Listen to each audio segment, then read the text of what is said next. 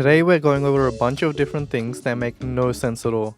Starting with Sam Altman being afraid of AI. So Sam Altman, the CEO of the biggest AI company in the world, the company behind ChatGPT, is afraid of AI. What do you mean you're afraid of AI? You're the one creating it. You're one of the guys that actually has the power to control it. Why are you scared? Why don't you just program it in a way that it can never go out of control? If you're so scared of AI taking over the world that you built a bunker in the middle of nowhere, then why are you building it? It's like being afraid of clowns, so you decide to become a ringmaster in a circus. I also find it funny that now OpenAI has established themselves as the biggest AI company in the world. Sam Altman is going around and asking the government to set up regulations for AI so that AI has the same safety protocols as nuclear weapons. Sounds like a pretty convenient way to make sure that nobody else can compete. Personally, I don't think AI is going to take over the world like Age of Ultron, but there'll probably be a time in the future where a lot of things that are done by humans get done by AI instead.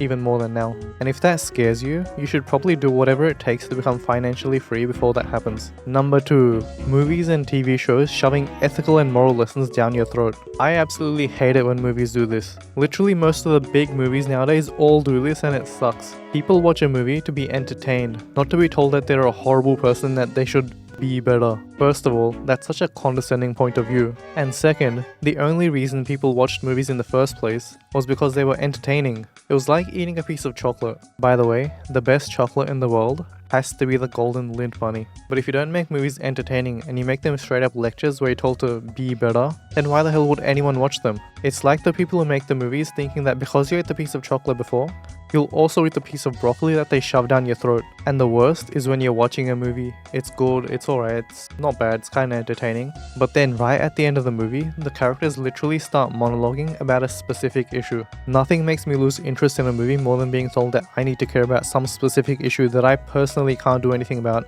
or honestly, care about. And it's not like they didn't have lessons in movies before. It's just that before, they had lessons that were actually personal. Like in Toy Story for example. Woody has to deal with being jealous of the new toy Buzz, and Buzz has to deal with the fact that his whole life was a lie and he's just a toy. Woody eventually gets over his jealousy and becomes friends with Buzz, and Buzz, thanks to Woody, finds his purpose in life. But nowadays I've noticed more movies having characters that have no character flaws, no character arc, and all the problems in the world are because of racism, someone not being fairly treated by society, or some other big political issue. And to be honest, I'm over it. Number 3. Governments against gambling. Okay, obviously gambling is bad. Let me explain what I mean by this. I just find it a bit hypocritical when governments ban things like gambling, but then they own the lottery. Or they're against gambling and then they build the Marina Bay Sands, which is like the biggest casino in the world and makes them billions of dollars. Same thing with YouTube as well. They act like using an ad blocker is the worst thing that you could possibly do and it's unethical to use one. And then when you turn it off, they show a bunch of ads for obvious scams. Number 4. Banning GMO food. So you're telling me that they found a way to make rice more nutritious and solve the lack of vitamin A problem, which by the way causes around 500,000 cases of child blindness per year, but people aren't willing to eat it because the rice is golden instead of white and because it's genetically modified? That's so stupid. I don't think I've heard a single good argument for why this shouldn't be a thing. Like the people that say they're worried about the long-term health benefits because it hasn't been around for a long time are the same people that eat like junk food every day. What do you mean you're scared about the long-term health benefits? You should be more scared about the McDonald's you're shoving down your throat right now. Then there's the people who say it's unnatural, ethically wrong, and they're all playing God. So you think it's better that people die of malnutrition instead? I don't think people actually care, to be honest. It's only when they put a label on it that they start freaking out. Also, it's pretty funny that the majority of the soybean and the corn in the world is genetically modified, but people don't care because it's usually used in processed foods and they don't see it. So the next thing that doesn't make sense is similar to banning GMO food, and that is banning nuclear energy. So you're telling me that we found a way to make pretty much unlimited energy that's clean, 1,000 times less pollutive, more efficient, takes up less space, and is safer overall, but people don't want it because they would rather keep burning rocks? I know, but what if the nuclear reactor has a meltdown and you end up with another Chernobyl? I'm no nuclear expert, but I'm pretty sure nuclear technology has gotten a lot safer since then. And nuclear waste already has a solution. There's also renewable energies like wind and solar, but well, they depend on the wind and the sun, which isn't available 24/7. I just find it confusing when countries like Germany shut off their nuclear power plants and celebrate, but then 6 months later their electricity costs have doubled. Everyone complains about the costs, and then they're forced to use coal, which is like 1,000 times worse. The funny thing is, nuclear is actually making a comeback. It's actually because companies like Microsoft and OpenAI need so much power to run their AI that they need nuclear power. Number 6. Food shortages.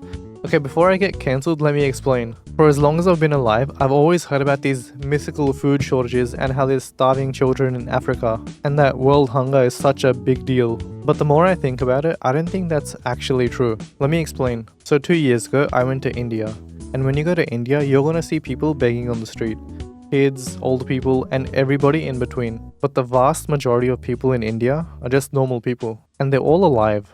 Which means that they're getting enough food to survive. Because if they weren't getting enough food to be alive, they wouldn't be alive, obviously. And that's true for everywhere in the world, including Africa. But the thing that really made me think that there isn't such a big food shortage as people think is that when I was in Mumbai, there was fruit and vegetable sellers literally everywhere, and all of them had carts full of food. Even with tons of people buying the food, there was still food. It was pretty cheap as well, and I'm not just saying this because I was comparing it to how much it would be in dollars. It was actually pretty affordable, even for Indian prices. So I did some research, and it turns out that obesity is actually a much bigger problem than starvation. So there's around 390 million people in the world that are underweight. Guess how many people are overweight? 300 million? 600 million? 900 million? No, it's 2.5 billion. Billion with a B. Literally more than 6 times the amount of people that are underweight are overweight. Now obviously that doesn't mean that you just forget about the people that are underweight. But if food is available but people can't buy it, then it isn't a food shortage problem. It's an income problem. The real problem is that people can't afford to buy the food, not that there isn't enough food. Number 7. The Oscars. I know I can't be the only one that thinks this, but I think that most of the movies that get nominated for an Oscar are the most boring, most confusing, the most what the fuck did I just watch movies ever. Like, here's a quick synopsis of a movie called Poor Things that won a few Oscars. A mad scientist replaces the brain of a woman who offs herself with that of a fetus. Things happen. I don't want to spoil it for you because you should read it on Wikipedia. And by the end of the movie, they transplant the brain of the villain into a goat.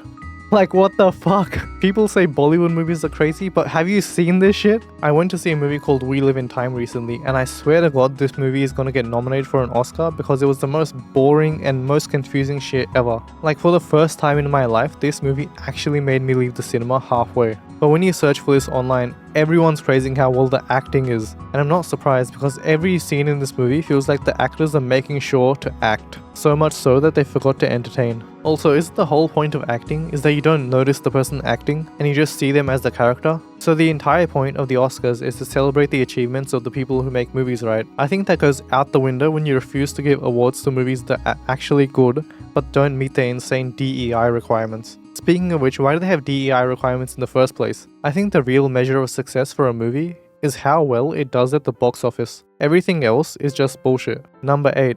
How's the universe a thing? How's it so big? What the hell is dark matter? How is all the matter like stars, planets, and everything physical they can see only 5% of the universe's energy? Like, what the fuck? Also, how's the universe infinitely expanding? There's also like so much stuff that there's infinite resources, but it's all so far apart that it's impossible to get. The size of the universe breaks my brain. Like, even if life existed in a place other than Earth, everything is so far away that you would never find out. First of all, it would take millions of years to even get a signal of any life, and by the time you do get it, who knows if the people that sent the signal are actually still alive. Also, have you seen a photo of Jupiter? It's just floating there. Number 9 is the obsession with natural things. I don't get the obsession that people have with natural things. People say natural like it's a synonym for better, but it's actually not. Like, look around you. Nothing in this world is natural. Literally half the people in this world wouldn't be alive if it wasn't for artificially made nitrogen fertilizer. The screen you're watching this on isn't natural. The food you eat isn't natural. It's gone through selective breeding to make it taste better. The water you drink isn't natural. If you wanted to drink natural water, you would probably have to find a stream in the middle of nowhere, and you would probably get sick. The food you eat is from a supermarket and you don't hunt or grow it yourself. Then why are people so obsessed with natural? I guess they could be trying to avoid toxins and chemicals, but you know, cyanide is also natural. So in 2021, Sri Lanka banned the use of fertilizers because they weren't natural. And because of that, their crop production got destroyed. There was so many food shortages and the price of food shot up. There wasn't any food left to eat, and people couldn't afford to buy any food. The government ran out of money trying to deal with this, and the economy pretty much collapsed, all because of the stupid move of not wanting to use fertilizer because it's not natural. They act like using things like that is wrong and bad for your health, but then they'll not work out and eat unhealthy for every single day of their life. You know what's not healthy? Not having anything to eat because your food doesn't grow naturally. So this next one is probably gonna piss off a lot of people. A lot of people. Number 10 is complaining about nepotism. This is probably one of the lowest agency things that anyone could do. I see this mainly with actors in Bollywood. Because to be honest, nobody gives a shit about nepotism in things you can't see, like being a director or like a doctor or any other private career. Like, did you know that around 14% of the people that apply to become a doctor in the USA also have parents that are also doctors? Nobody's complaining about nepotism for that. Like, really think about it. Like, if you make movies and you spent 25 years of your life trying to make a successful production company, you've gotten close with a few people and their families, and you've known these people for years, and some of the people you know want to become actors, and you want to help them, then why would you take anybody else for your movie? It's like if I decided to make a movie and instead of taking my sister, who I've known for my entire life and is an actor that fits the role, I decide to take some random person. Like, what the fuck? Why would anybody do that? It's like if your parents, instead of taking care of you, kicked you out of the house and adopted some random kid off the street because taking care of you would be considered nepotism. It's the dumbest thing you could possibly argue against. Also, I think there's a few reasons why actors in Bollywood are specifically hated for nepotism. The first is that they're public figures, so everybody can see their work. And one thing I've noticed is that even though people can't do a specific skill, they can still tell if you're good at that skill or not. Like, even if you can't make good food, you can still tell when the food tastes good. So they feel like that a lot of the actors that are nepo aren't good enough for the opportunities that they get. And if the actor is nepo, they're held to a higher standard to compensate for the ease of opportunity that they get and the ease of their success. Which, fair enough, I can see that. But you know who is a nepo actor and nobody complains about him? Ranbir Kapoor. Nobody complains about him being a nepo because even the nepo haters realize that his acting skill is so high that you absolutely cannot question him being a successful actor. And that's it. That's 10 things that don't make sense to me in the world. Subscribe if this video made sense.